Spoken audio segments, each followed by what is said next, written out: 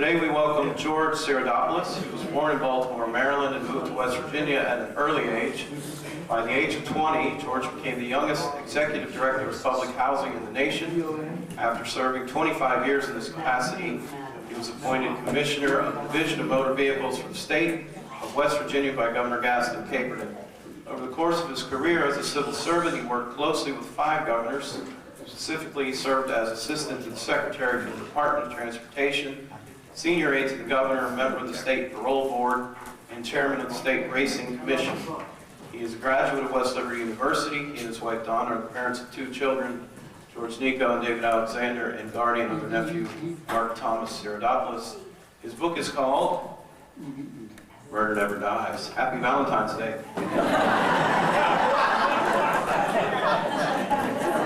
We'll be with you in 1 minute. Ladies and gentlemen, George Sidiropolis.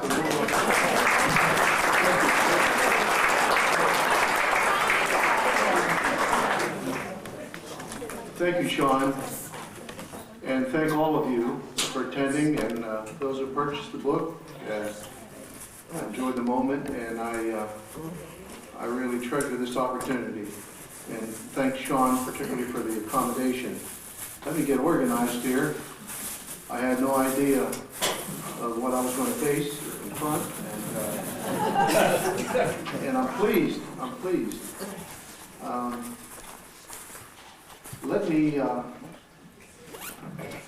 Let me preface my remarks to share and explain the genesis and the motivation behind this title.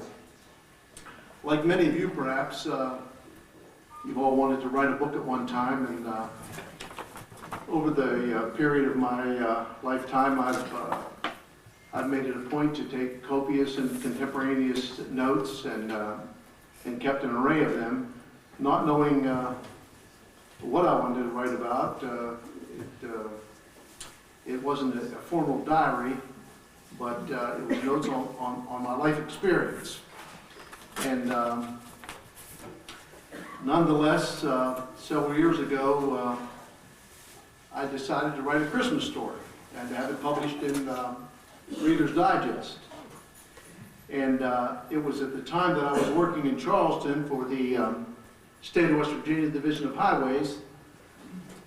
And I got a call that a gentleman wanted to come and see me. He said, introduced himself on the phone as a friend of Paul Hankish, and indicated that I might be of help to him. So I agreed to meet with him. He came to the office and he said that he had a road that he needed gravelled to his deer cabin. And there were several cabins in the area. It was down in Mason County. And I said, I'd take a look at it. I called the district engineer, asked him if it was in the system. He said it was, and when he found time, he had agreed to gravel the road. So a few weeks went by, we graveled the road to this array of hunting camps. The fellow called me back and said he invited me to his house for dinner. His name was Leo Calanders. I didn't know at the time, but he had served several years in prison, and to his opinion was he took a rap for a banker from Huntington and Paul Hankish. And I did not know that until after dinner, of course, when he and of course he since that time, having discharged his sentence, he had owned several bars and not taverns in Cabell and Kanawha in Mason County, and was apparently a millionaire. So I'm at his home and had dinner with he and his wife, and the phone rang. And by no coincidence, I believe it was Paul Hankish who was on his call list. And Hankish was permitted 2, 3, 4 people to call from federal penitentiary. And Leo Calanders was on his call list.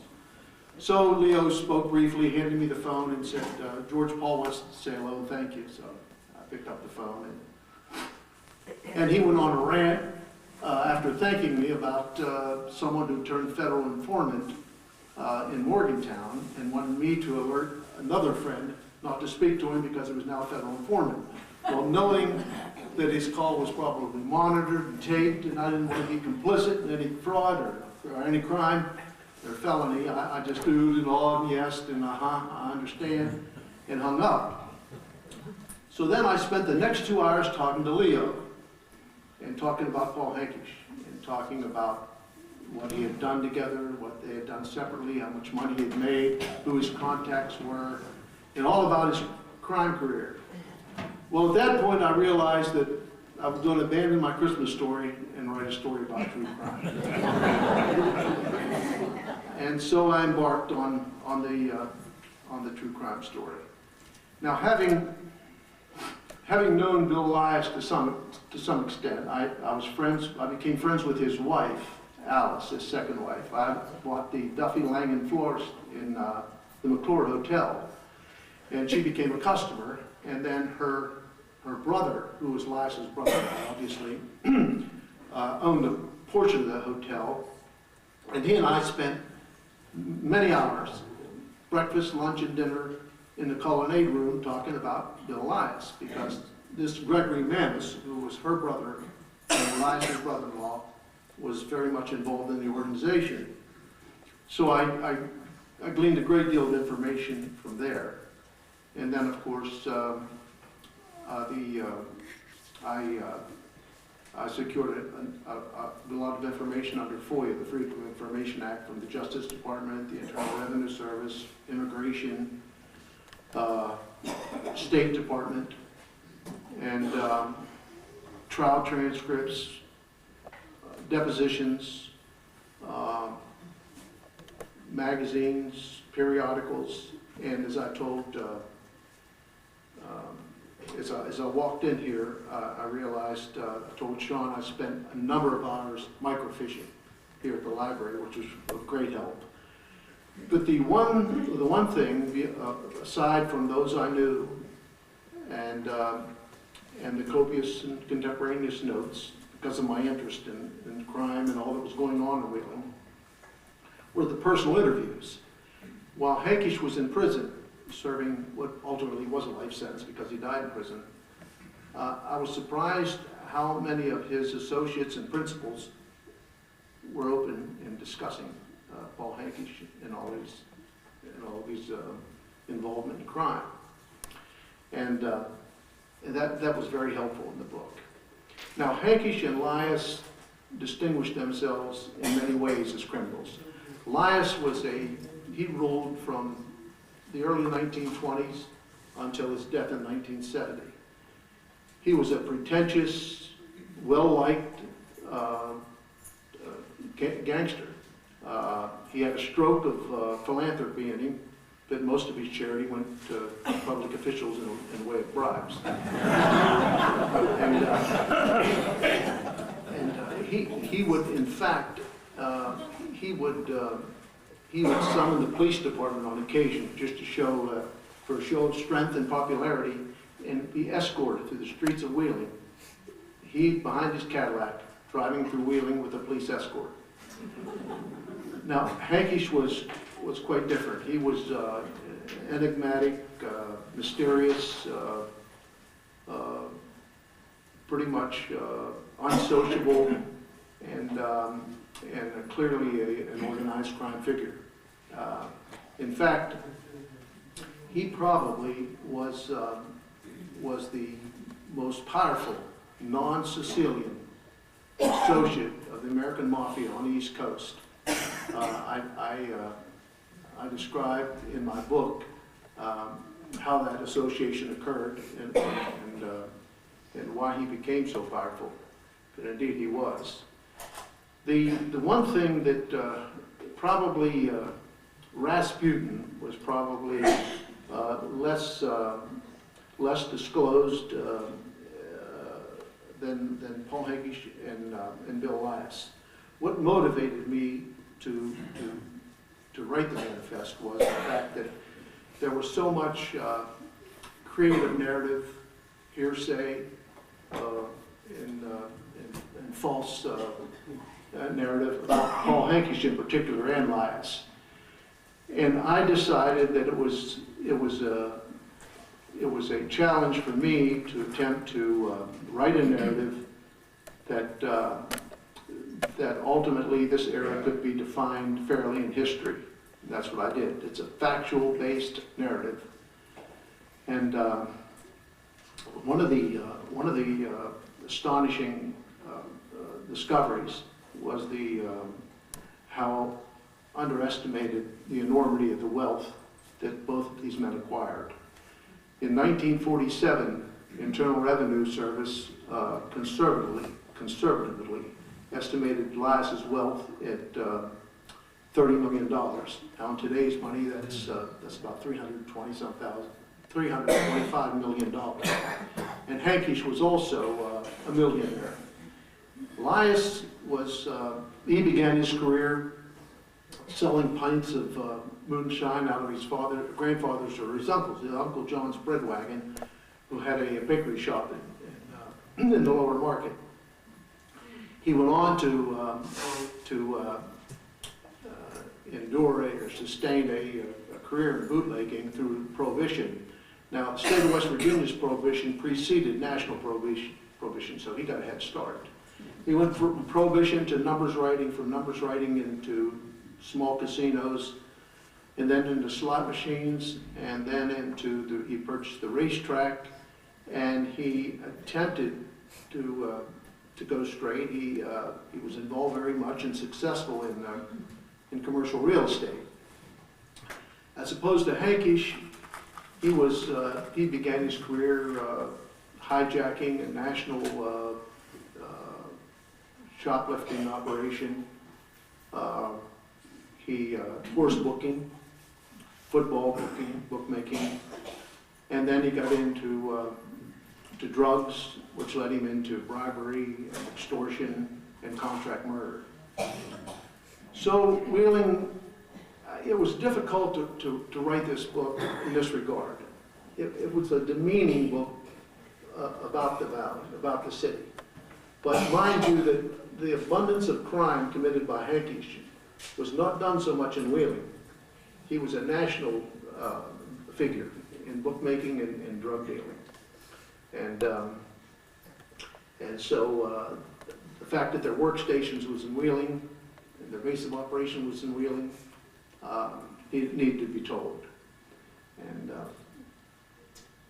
And if you have any questions, please interrupt me, because I want this to flow and I don't want you to forget what you're going to ask. So anytime you want to ask me a question, you can. Anyone? Yes, ma'am. Are there any relatives of these two gentlemen that have given you a hard time after you've written this book? I wasn't bound by fear or reprisal in writing the book. And relatives, no, I have not had any contact with them. As a matter of fact, I did. One of the relatives wanted a copy of the book. And I'll tell you something interesting. One of the gentlemen I wrote about in the book, and I'm being gracious when I call him a gentleman, he had served time in 4 different prisons, maintained a cross-country upscale shoplifting organization, and he had agreed to an interview, and he testified against Mr. Hankish and accepted a plea bargain. Did about a year or 2 down at in Morgantown, federal pen in Morgantown. But he called me and he said, "George, I understand the book's finished." I said, "Yeah." He said, "What'd you say about me?" I said, "You were a perverted, degenerate drug dealer." He said, "Save me 3 copies."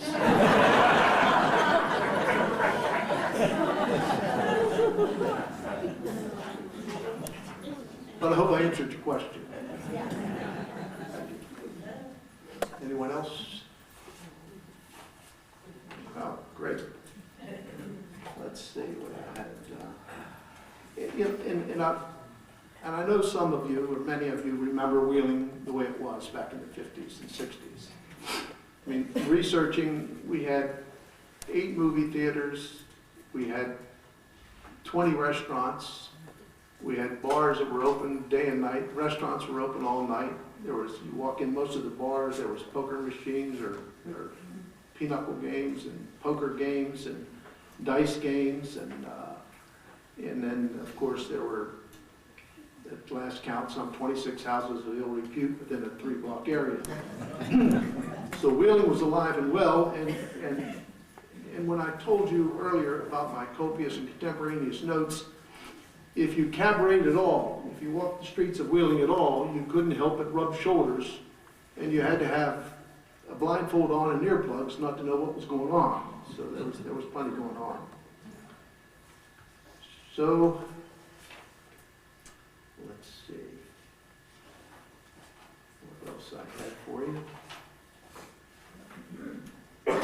Yeah, the range of interest in this book is fascinating. I mean, I'm pleasantly surprised. The publisher said that the book is selling very well, excellent. She's in the 3rd printing. And that was the other difficult thing is when I completed the manifest, I called a friend of mine who incidentally put a blog in the book and asked him, how do I find a publisher? And for a first-time author, very, very difficult. So I emailed 50 or 75 query letters to agents and publishers, got a few responses back, and finally, I can't recall how I encountered her, but I contacted the publisher, and she asked not for a query letter. She said, just send me the manifest, and I'll have my reading group look at it and see if they like it or what their opinion is. She called me back 2 weeks later. Quote, she said, they think the book's fantastic. I think it's got not only regional appeal, but national appeal, and I'll print it. So after proofing and editing and changing and rereading, about a year later, we finally put it to print. Now it has been rated, it was ranked #1 on the Amazon new hot release list. And it's available in the Kindle version for Amazon and the Nook version for Barnes & Noble. So we're doing fairly well. But the range of interest, I was shocked by it. There was from doctors and lawyers to the fellow I just mentioned that was degenerate drug dealer. What became of the Hankish and Eli's children? Well, unfortunately, Elias's children preceded him in death. He had 2 children. He had a son, George, who's an attorney. In fact, he was a brilliant attorney. He rewrote the criminal code in Ohio. Died from a heart attack at his desk in his 30s. His daughter, Antoinette, she passed away. She preceded both he and his wife in death. Hankish, his oldest daughter, his oldest child, Rosie, she's a graphic artist. She's somewhere in New York doing fairly well. He lost his son, Chris. I believe he died of, he had a liver transplant, subsequently passed away. And his youngest son, Peter, he graduated Dartmouth, bright individual, and he's doing very well. I think he's in the Wheeling area. Yes? I was interested when I saw Jack Ruby's name in there quite a bit. Yes. I wonder if you want to discuss the connection there. Well, when I was executive director of public housing in Benwood McMecken for 25 years. And when we completed the first project in 1968, the contractor on the project was from Cleveland, Ohio. I didn't know till later that they were, it was a front for the Cleveland outfit. And they were doing the punch list. That's to correct all the errors on the construction at the finality of the project. And they introduced me to a fellow named Dominic Bartone, and introduced him as a subcontractor for them. I'm in the office about 3 weeks after that introduction. And my secretary comes back and said, there's someone here to see you. And I said, who is it? And she just shrugged her shoulders. She said he's from the FBI. And I said, well, okay, send him back. So he comes back, he's got the wingtip shoes and the trench coat, just looks like an FBI agent. So he said, let's take a walk outside. I said, it's raining. He said, we'll walk up this little overpass. It's a wall. I said, okay. I said, what is it? He said, well, I just want to talk to you. So we're walking around, and he said, I'm paraphrasing, but I'm pretty close. He said, George, he said, I know you're a young, aspiring, young, and honest man, and did a great job with this project, but you can't hang around, be acquainted with Dominic Martone ever again. And he said, I'll tell you all about it. And I said, well, how did you know I was hanging around with him? Well, what happened is Dominic had called me, and this same outfit was building a housing project in a weird high-rise. And they were staying at the Weird Motor Lodge. In fact, some guys from Youngstown had just bought the Weird Motor Lodge. They were also mob guys. So he called me and asked me to come to supper with him at Weird somewhere. I drove up, and at the time, the only place that was open all night was the Steubenville All Valley Bowling Lanes, I think. We went there. But anyway, the FBI agent told me that he had followed me and Dominic. And then he went on to explain, he said, Dominic Martone is one of the most vicious mafia men that we've ever known. As a matter of fact, he said he sold guns to Castro, and Castro gave him $50,000 up front for the weaponry, and he left his attorney for collateral. He said that was 4 years ago. The attorney's still there. So the connection was, I had gone to, not knowing who he was, he invited me to Cleveland. I also went to Cleveland, met some pretty shady guys there. So I did stay away from him after that. And he called me when he got out of prison for the second time. And I did connect with him. But I had done some research on Dominic and found out that he was interviewed by the Senate Investigating Committee on Assassinations, by the House Committee on Assassinations. He's in several books and had an affiliation with Jack Ruby. And in fact, they were working with Jimmy Hoffa, and he was very much, Dominic Martone was very much involved with the CIA attempted assassination of Castro. Let me back up. After the visit from the FBI agent, I called Dominic, and I said, I've got something serious to discuss with you. He said, what is it? I said, well, you come to Wheeling to meet me. So we met at the Bella Via restaurant. And I explained to him about the FBI agent coming to see me and telling me to stay away from him. And he said something like, don't worry about it. Those guys are like used car salesmen. They don't sell a car. They don't get paid. They're always looking for something to cry about. Well, needless to say, I didn't pay much attention to him, but then the research is irrefutable. He was clearly connected with Jack Ruby and many others, and Castro and Batista. And interestingly enough, Paul Hankish had the three children that he had. His oldest daughter's godfather was Kelly Manorino, Gabriel Kelly Manorino, one of the top Western Pennsylvania crime mafia capos that ever existed. And his son, who was the second eldest of his children, his godfather was, no, I beg your pardon, his godfather was Kelly Gabriel Manorino. His daughter's godfather was Joe Demas Gavello, and he was the godson of Sam the Plumber D. Cavalcante, and that was a powerful Jersey outfit. And then his youngest son, Peter, his godfather was Joey Naples, who headed the Youngstown Mafia. So that was a clear connection of his influence and power. And Manarino, Gabriel Kelly Manarino owned, he and, I can't think of the mafia guy from New Orleans. They owned one of the biggest casinos in Cuba, and at the time of Batista's reign.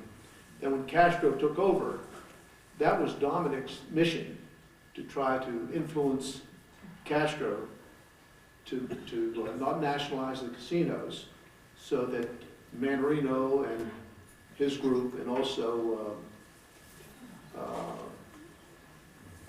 others, could come back in and take over the operation. So but they were double crossing one another. One day he's for Castro, one day he's for Batista, one day he's with the CIA, next day he's trying to kill Kennedy. It was just absurd. And his name is just is prominent in the investigations from the United States Senate. George, did you ever fear for the rain lights being around these people? You know, yeah. That's a question. The only time I was afraid is when I said, did he ever fear for his own life being around some of these people? yeah. The only fear I ever had was being out of work. I never. The circumstances were such that with Bartone, he didn't pose a threat, because it wasn't like I told them I was going to write a book, Now, if they were still alive, it would be a different story.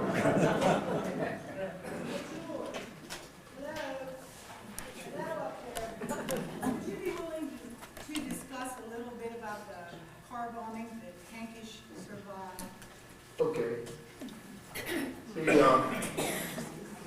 1964, Paul Hankish worked for, well, he didn't work for them, but he used that as part of his, he was on probation, and he's on parole, I beg your pardon.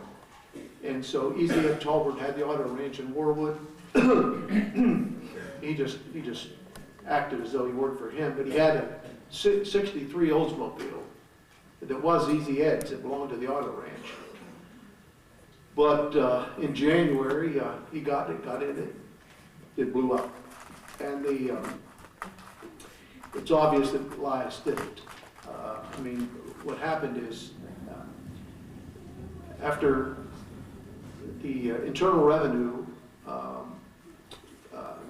confiscated all of Elias's tangible holdings, the racetrack, and what have you, with the exception of Billy's Bar, which was located at 23rd Main Street. And Billy's was a restaurant out front. In the back room, it was essentially a casino. He had the Greek version of a crap game. It was called Bar Boot. And it drew gamblers from Cleveland, Pittsburgh, all over. Big money, and he made an enormous amount of money. It's estimated that he made $50,000 a week. It was in the early 60s from the Bar Boot game at Billy's. Now, what happened is Hankish, instead of waiting for Elias to step down, he went ahead and started a dice game, the Bar Boot game. And Elias warned him and threatened him, and he paid no attention, no heed. And so my understanding is that Elias had a connection in Cleveland with the mafia. His connection was a fellow named Lacavoli. And they became friends when Elias was bootlegging whiskey out of Detroit, over from Canada. And Lacavoli was from Cleveland. They both come down what they called the Toledo Highway, the Whiskey Highway. Elias came to Wheeling, and Lacavoli went to Cleveland. But the Purple Gang ran the operation out of Detroit. Elias befriended them, and Elias worked for Capone, incidentally, in Cicero, I think, just outside of Chicago. So he was close to this close to the lack of volley. So anytime he needed anything done on a major scale, now he had his own group of muscle hitmen, but when he needed something a little more sophistication, he would call Cleveland.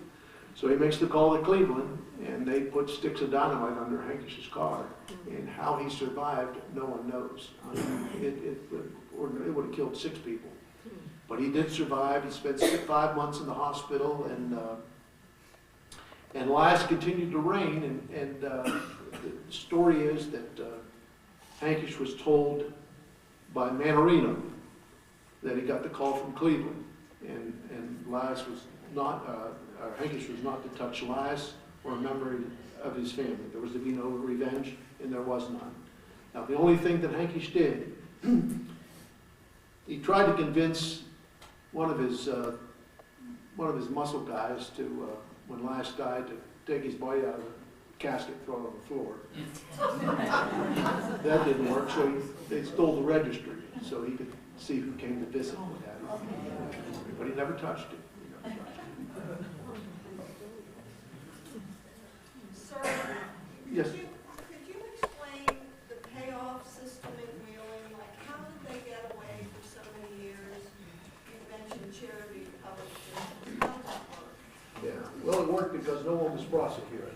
I mean, there was when they raided Lias's numbers operation, state police, in his safe, and I denoted, I illustrated in the book the people who were paid off, systematic payoffs, and they were from Benwood to Steubenville to Weirton and all through Wheeling, and they enumerated the payoffs, sheriff, prosecutor, and the amount, and then I think he bought the prosecutor a suit, but it was published in the newspaper.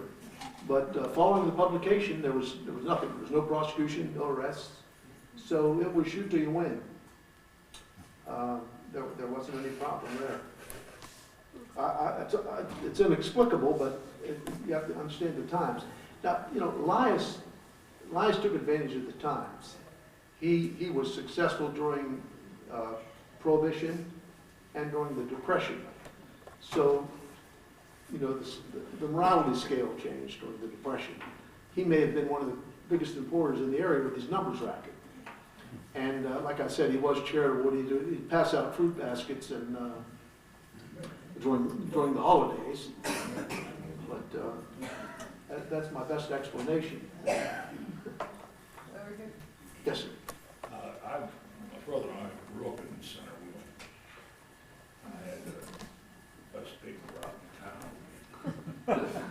Picked them out of the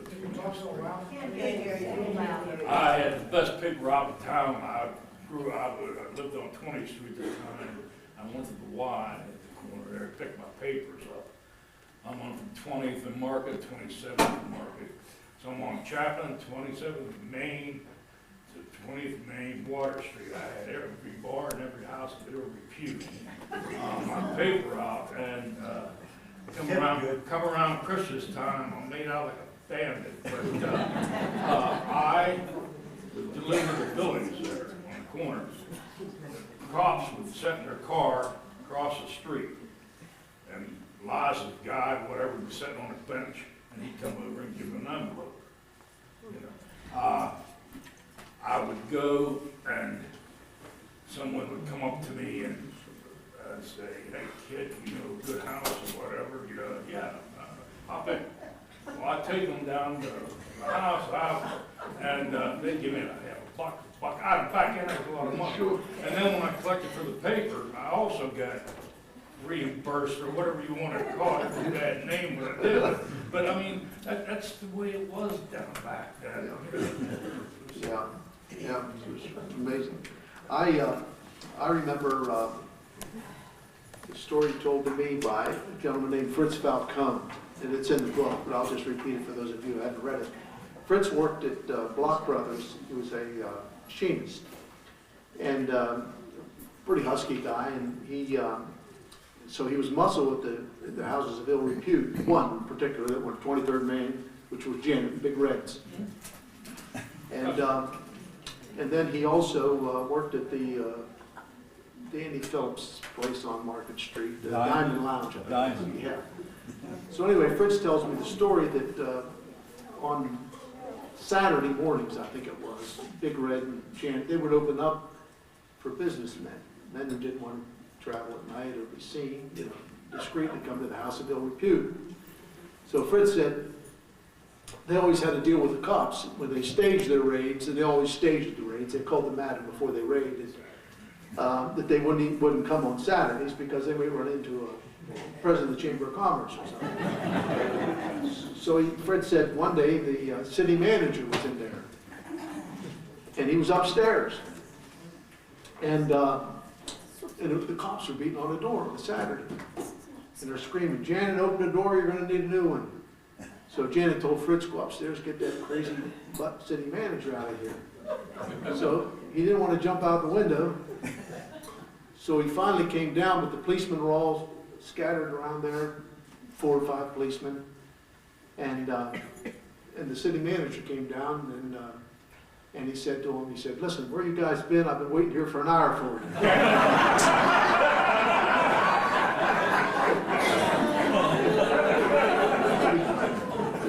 He gave himself away because his shoes were still untied.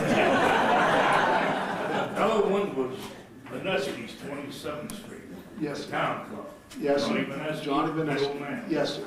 And he had in the back room, they had those slot machines, just 2 of them there. And on weekends, these Stillwells and Bachmans a lot go to Vanesky's. And that's a time when Rowley's Raiders, they were installed, yes, that's right. came with a sledgehammer, busted into, and Johnny, the old man, ran back. He had a sliding thing down over slot Machines. machine. And that cop hit him, knocked him to the ground. But I mean, the place was packed, you know. But I was there when they raided that. Sir, Yes. I have a funny story because I was looking to buy some property and I bought a duplex and it was from Paul Hankey's wife. And so, very nice, you know, liked the place I bought, and looked at it, and she said, "My husband has put a new roof on it." I said, "Good." So I had my handyman look at it, and he came back, and it was before we were gonna have the closing, and said, "I hate to tell you this, but it's substandard plywood." And I thought, darn. And so I called her up, and I said, "Do you know that it's not gonna work, that roof isn't gonna work?" And she said, "Let's just go through with the closing, and how much is the roof gonna be?" And I checked, and it was about $4,200. And she said, "I'll just give you a check, and we will keep the closing the way it is." So that's how we did it. So the lousy guy was in prison, but I had substandard. Well, you know, his second wife, she was a lady. What she tolerated was indescribable, and they used her at trial so that Paul Hankey's could plead. Yes, ma'am. No, I'm just saying that they and I hate to draw that opinion, but you know, when you're married to a mobster, it's not like you see on some TV show where they act like a mobster. She was in every step of the way a lady and a good mother, and she went through hell. Yes. Sir, I was just going to ask you what you knew about when the Downs was a horse track, about the fire that was over there. Well, I forget what year. yeah, what occurred is Edwards, Jim Edwards, who owned Mountaineer, he bought the track. And it didn't do very well, and there's rumors that he torched it. That's just a rumor, I don't know. But after that period of time, then the Ogden group bought it and brought in dog racing. Yeah, okay. Yes, sir. Hey, George, Hey. how are you doing? Good. Long time no see. First, a comment, and I don't know if it's your responsibility or Sean's, that you picked this date. which for those who don't know, and are we at risk? Are we at risk for Valentine Day massacre?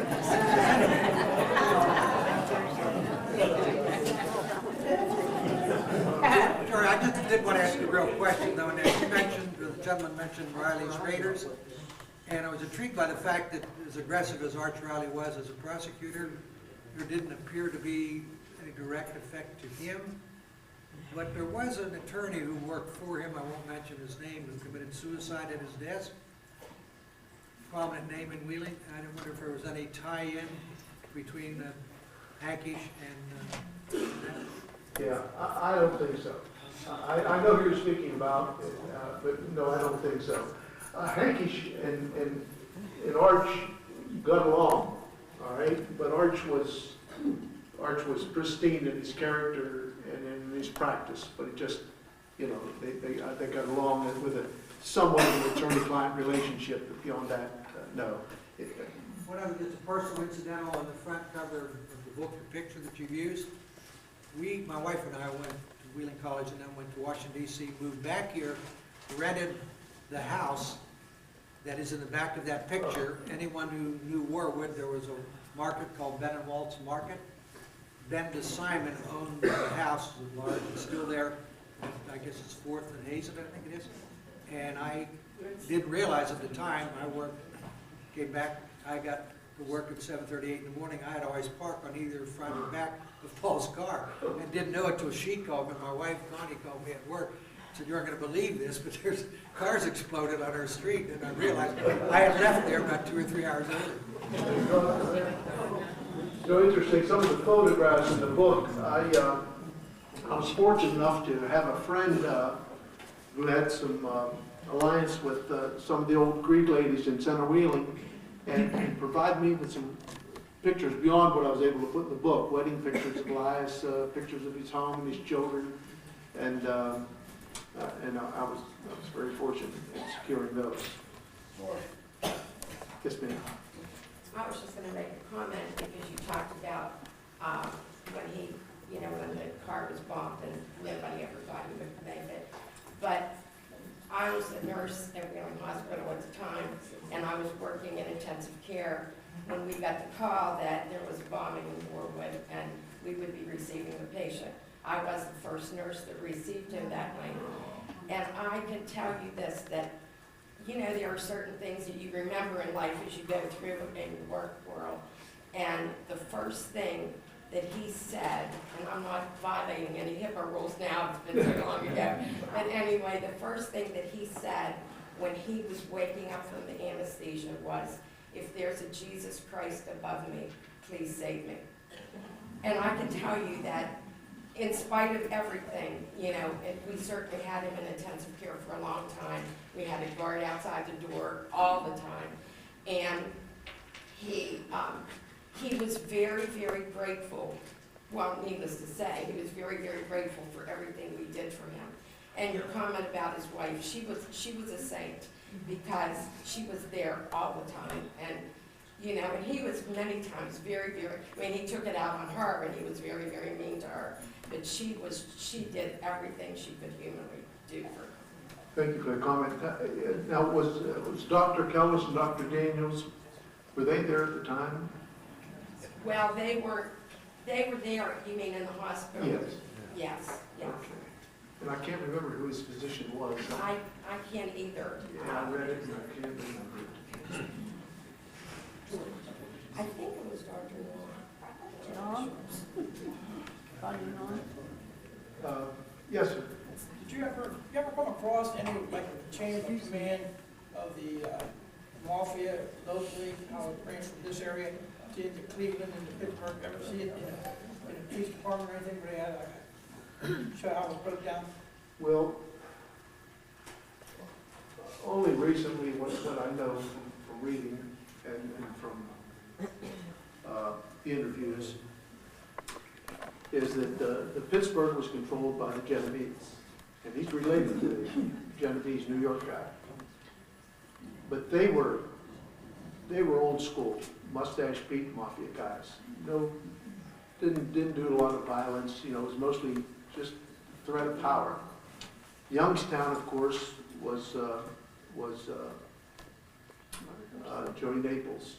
And that Youngstown, I mean, there was fireworks every week.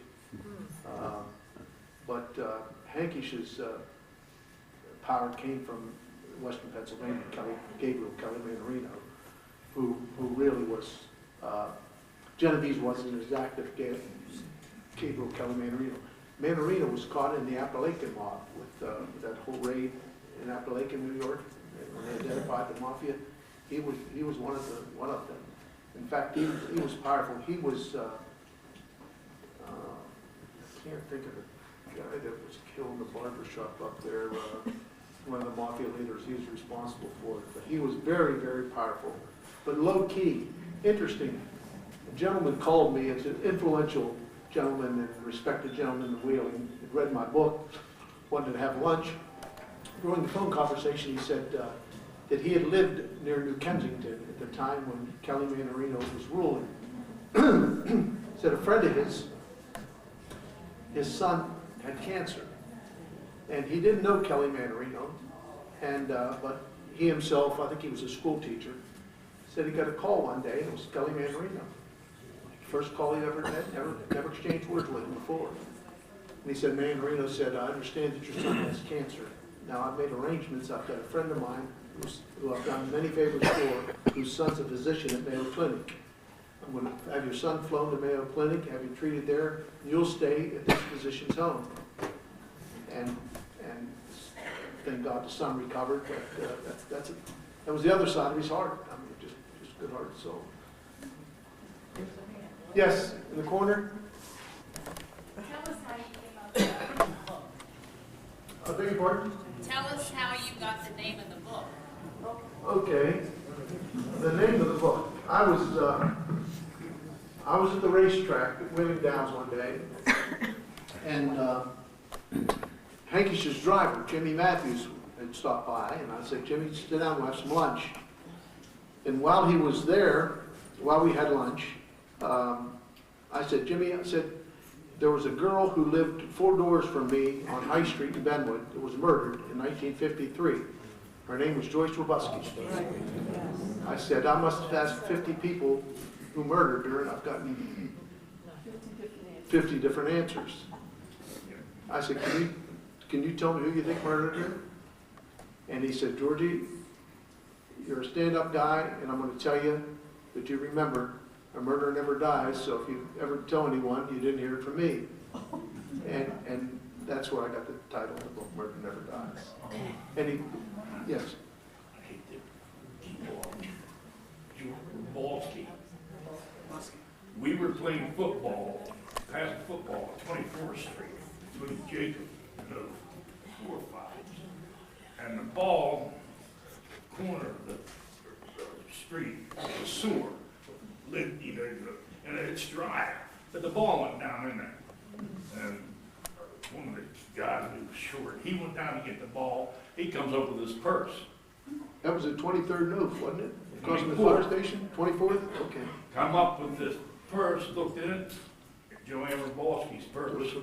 And he put it out. I don't know, turned it into the police station. I remember what happened. I got the whole entire clippings from that murder. Is that right? And incidentally, before I leave, I'm going to tell you, I want to tell you, I can't tell publicly, I just don't feel good telling who he told me he murdered her. I'll tell you more. I don't want to talk about that. Okay. Well, there was a lot of suspicion at the time, and Rogowski was on trial. Walter Rogowski was accused of the murder. The jury was out for about 16 minutes. They acquitted him. In his car, they found her earring and some other evidence, but the judge at the time ruled it was inadmissible because city police could not serve a search warrant. I don't know how legal that is or proper. Yes, sir. Did all the small-time gamblers in the other towns around the valley, were they part of the organization, or did they pay protection, or just how did that work? Well, in terms of, let's go with Hankish, in terms of his bookmaking operation, most of the small bookmakers from Benwood to we're cinch makers, big cinch bets, just cinch bets. So if someone come in and wanted to bet $1,000 on the Steelers, and they had nothing on the opposition, they'd lay off to Hankish. So most of it was just layoff. He took all the layoff.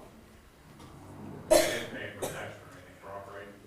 No, well, he also set the line.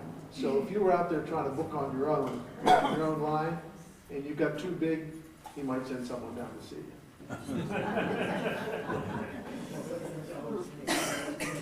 Yes, sir. Clear up some of the, I was with Hankish when he was cut out of the car. He did not say anything about who did it or what. And a fireman, J.W. Baker, rode in the back of the ambulance with him to Wheeling Hospital. And the FBI come in and answered that question, well, all of us at the scene, and also him, J.W., about if he said one word about who he thought may have done this.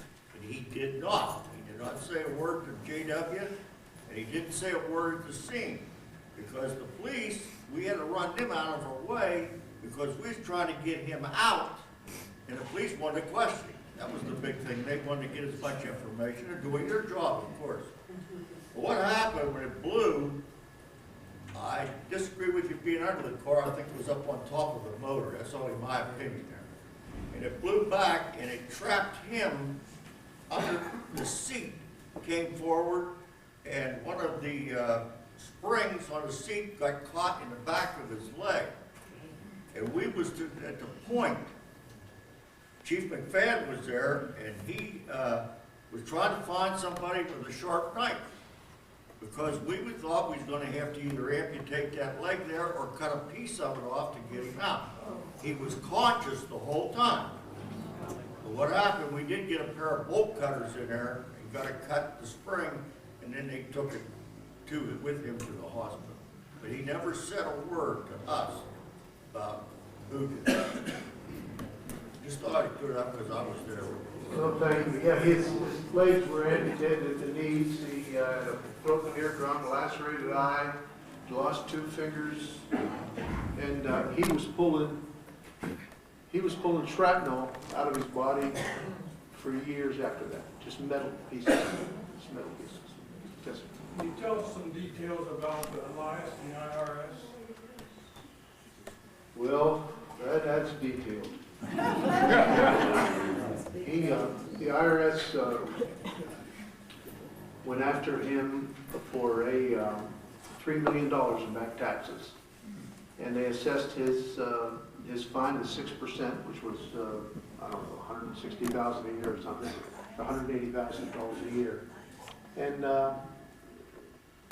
I don't know that they broke him, because I asked Gregory Manis, his brother-in-law, I said, Greg,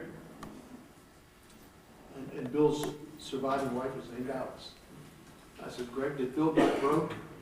He said, Alice could start burning $100 bills today, and in 10 years from now, she'd run out of matches before she ran out of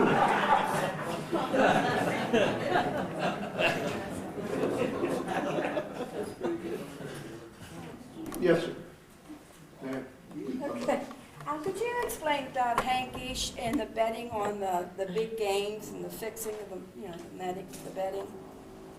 The fixing? Yeah, how did he know what games are, how they do that? They, I had a basketball referee tell me this.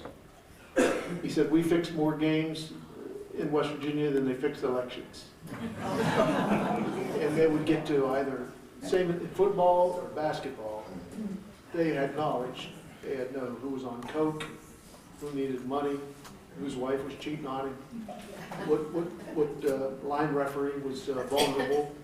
They had that kind of information, put that money out, because you're talking about millions and millions of dollars bet on a game. And they mostly played with the over and under. In other words, it was easier to do that. The over and under is guessing whether the total score of the game would exceed 50 points or would be less than 50. So doing that, you can get to a field goal kicker, you can get to anyone. It was a lot easier than trying to fix a game in football by 7 points. They had all sorts of ways of doing it. I mean, they had ins with coaches, with trainers. They got unbelievable information. And before the internet, believe it or not, they spent days upon days with weather, checking the weather. What's it like? It's going to snow in Minnesota, it's going to be cold. Well, then the over-under is going down 7 points. So they were methodical and scientific about it. Yes? Tell us the story about Nicholas Miller. Nicholas? Miller. Oh, Nick Miller? Nick Miller, his name was really Nick Bosevich. He leased Billy's from Bill Elias for 10 years. And when Elias lost everything to the IRS, he decided to go back and open up Billy's. Bosevich was a tough guy. He was, I think he was shot 7 times and survived it. Spent 10 years in prison. And he had what they called a bust-out joint. I mean, it was just, he cheated at cards, he cheated at dice, he cheated at whiskey, he did it all. So Elias went back to pay and to buy him out of his lease. Bosevich refused. And as a matter of fact, my understanding from Elias's relative was Elias sent down a bank bag with cash. And Bosevich sent it back, said, no, I'm going to keep it. Well, they found him in the trunk in Pennsylvania. That was the end of Nick Bosevich.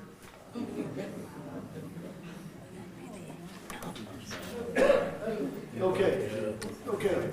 The stories that you write about the corruption in Wheeling, all the different city officials for many, many years, did that stop? And is the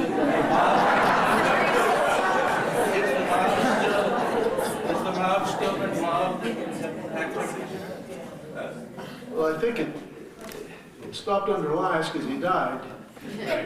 But with Hankish, unlike Elias, as I indicated, he enjoyed being feared and disliked, and he couldn't endear himself to high-ranking public officials. Elias had governors, senators, and the president of the United States. You know, I mean, and he took the rubber band off. He paid, but Hankish did what was necessary, but he got most of his power. As I indicated earlier, a lot of his business was outside of Wheeling. Okay, he sold coke to some addicted attorneys and doctors and what have you, but he didn't. His operation, unlike Elias, his bookmaking was really national, East Coast, big bettors, doctors, and some lawyers bet Wheeling. So he really didn't. He had a few. He had a prosecutor in his pocket. He had a sheriff in his pocket. A few policemen, a magistrate. No judges. No judges. But I mentioned in the book the prosecutor he had in his pocket was awful. The poor man was an alcoholic and vulnerable. He used him up. Did someone replace Hankish? No, it's gone now. It's gone now. You gotta go 100 miles to make a real bet. Yes, sir. Yeah. Did Bill Elias ever do any prison time? Yeah, he did. He was a racketeer for 50 years, and he spent no more than 3 years in prison. And the bulk of that prison time was in the federal penitentiary in Atlanta. And I write in the book where he went in March of 31, and Al Capone came in 2 months later, I believe, or a month later. And they got along pretty well. But Elias, interestingly enough, and I got this from the Freedom of Information Act, the FBI files, that Elias had his wife come down with $500. Now, this is in 1931, which is a pretty significant amount of money, to give to the editor of the Atlanta Constitution newspaper, who gave it to his brother, who had some influence with the warden, and Elias got out early. They paid off the warden. He got out early. Unbelievable. Yes, ma'am.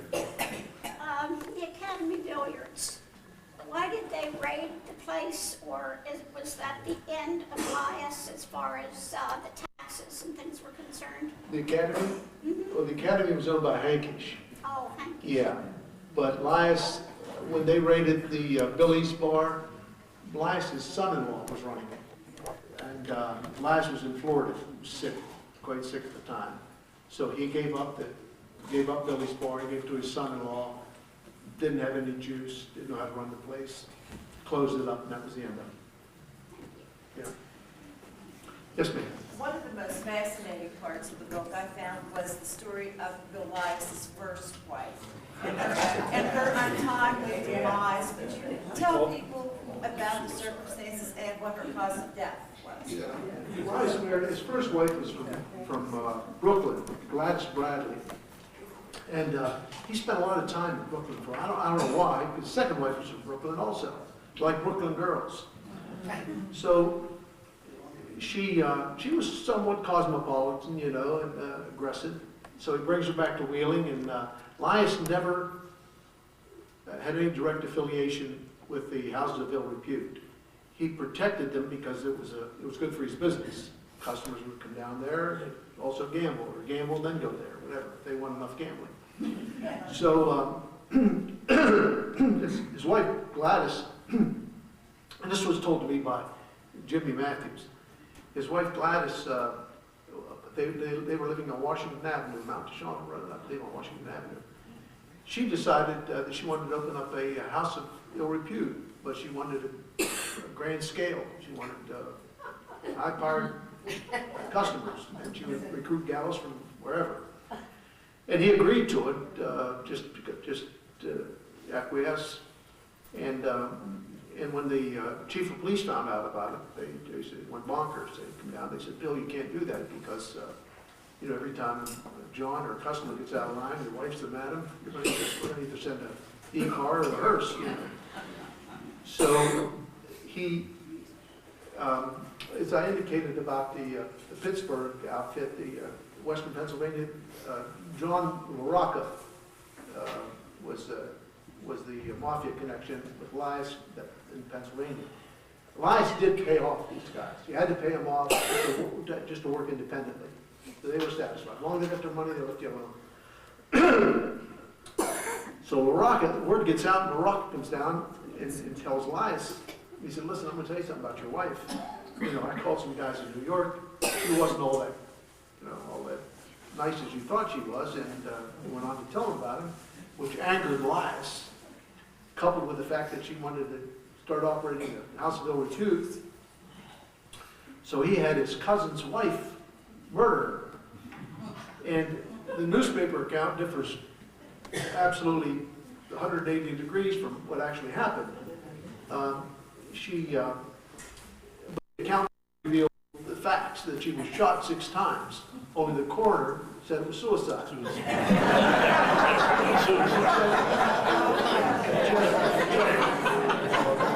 had a fractured skull and a broken nose and 6 bullet wounds. 6 suicides.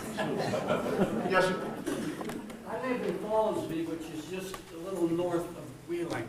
And one of the characters in your book, I was very good friends with, Mink Gutty. And in conversations with him in Fallsview and at Waterford Park, most of the conversations was about horse racing. He never ever once gave me the impression that he was involved and knew, not involved in a bad way, but he was acquainted with many of the individuals in your book. And I noticed in your bibliography about 60 individuals that you interviewed in order to write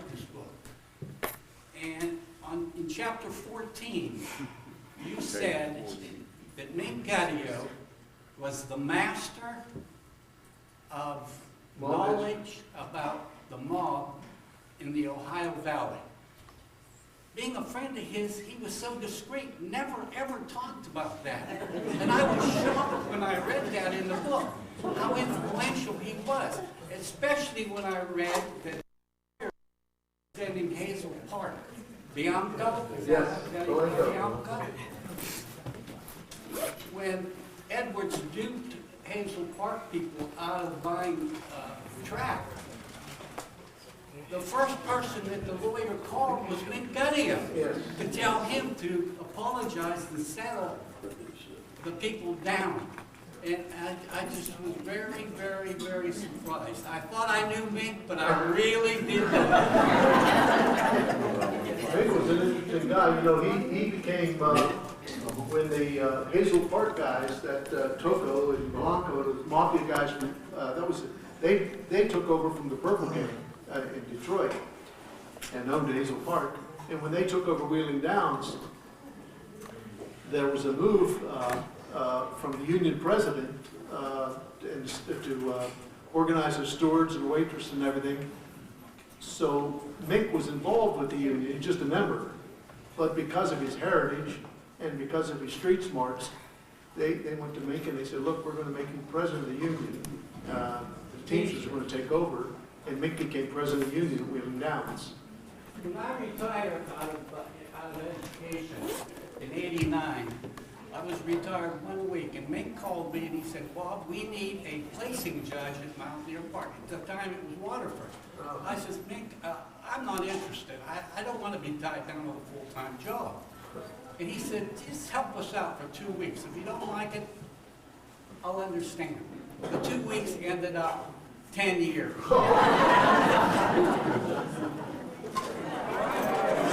Thank you, George. Thanks for coming.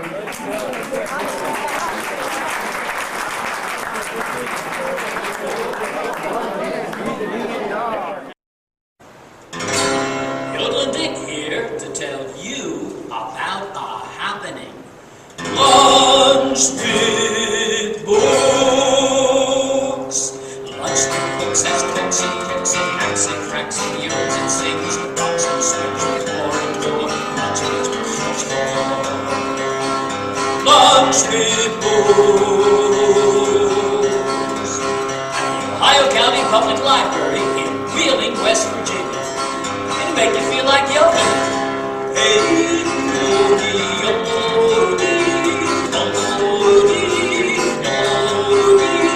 hey, yodie, yodie, mostly on Tuesdays at noon. Bring your lunch, we'll provide the pop. And it's all free. Lunch with books. Knowledge is served.